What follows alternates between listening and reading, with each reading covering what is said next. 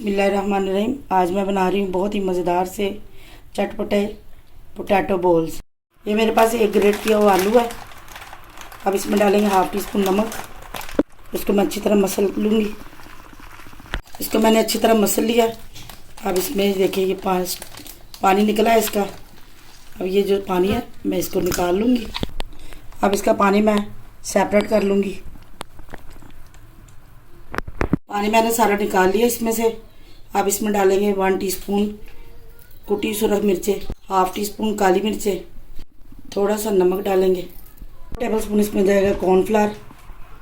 अब इन सारी चीज़ों को मैं अच्छी तरह मिक्स करूँगी। इन सारी चीज़ों को मैंने अच्छी तरह मिक्स कर लिया। अब इसके छोटे छोटे से बॉल बनाएंगे।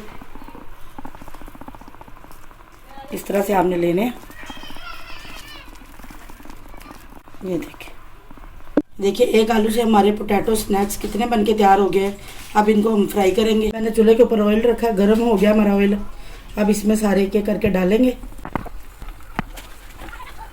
अब आपने इनको उतनी देर तक हिलाना नहीं जब तक ये नीचे से गोल्डन ना हो जाए। पोटैटो बॉल्स फ्राई हो गए हैं। अब इनको हम निकालेंगे। देखिए माशाल्लाह इनका कलर। ये हमारे चटपटे क्रिस्पी पोटैटो बॉल्स बनके तैयार हैं। वीडियो अच्छी लगे लाइक शेयर और सब्सक्राइब ज़रूर कर लें। अल्लाह हाफिज़।